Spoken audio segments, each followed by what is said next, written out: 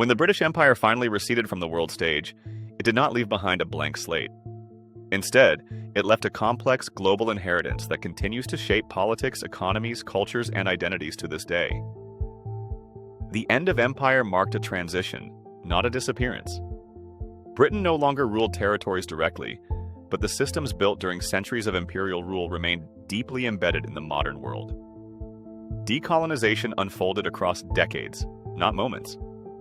As new nations emerged, they inherited borders, institutions, and administrative structures designed for imperial control rather than self-governance.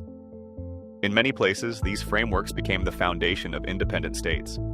Parliamentary systems, civil services, court structures, and educational models introduced during British rule were often retained because replacing them entirely would have been destabilizing.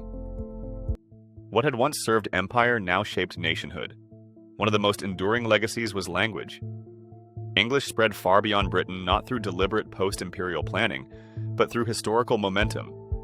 It became the common language of diplomacy, trade, aviation, science, and eventually digital communication.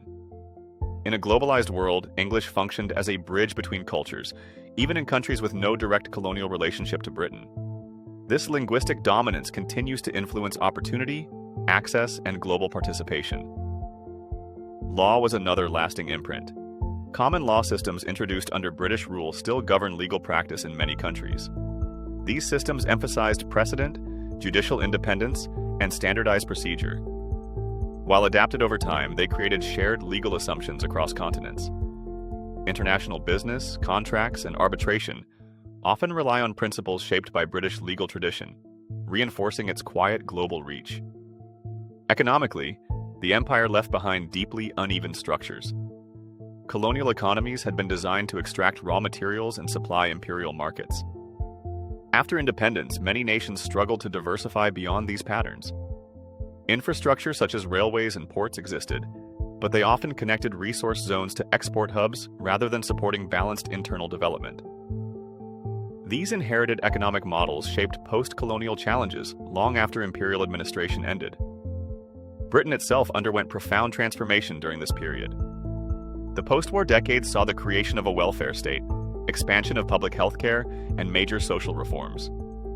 At the same time, immigration from former colonies reshaped British cities and culture. Britain became increasingly multicultural, reflecting its imperial past within its own borders. The former empire was no longer overseas alone. It was present in daily life. This shift forced Britain to confront questions of identity and memory. For generations, empire had been presented as a source of pride and progress. In the post-imperial era, that narrative became more complicated. Public debates emerged over historical responsibility, representation, and the moral costs of empire. These discussions were not simply about the past, but about how a modern society understands itself. Globally, the British Empire's legacy remains deeply contradictory. It contributed to global connectivity, legal norms, and administrative continuity. At the same time, it entrenched inequality, disrupted societies, and imposed artificial borders that continue to generate conflict. These outcomes cannot be separated. They exist together as part of the same historical process. The modern international system reflects this inheritance. Ideas of sovereignty, governance, and diplomacy developed in a world shaped by imperial power. Global institutions evolved from imperial-era assumptions about order, hierarchy, and administration. Even resistance movements and independence struggles were influenced by the political languages and organizational tools introduced under empire. Britain today operates within this system as a nation with limited formal power but extensive historical influence. Its role is no longer defined by conquest but by participation. Diplomatic relationships, cultural exchange, financial networks, and educational institutions extend its presence far beyond its Influence now flows through soft power rather than control. The legacy of the British Empire is therefore not fixed. It continues to evolve as former colonies redefine their paths and Britain reassesses its place in the world. Some institutions are reformed, others replaced, and some retained because they have become part of national identity. History does not impose a single outcome. It shapes possibilities. Understanding this legacy requires resisting simple conclusions. Empire was neither purely civilizing nor purely destructive. It was a system driven by ambition, belief, fear, and competition. It produced order and disorder, connection and division. Its effects varied across regions and generations, creating outcomes that still unfold today. The story of the British Empire does not end with withdrawal or independence ceremonies.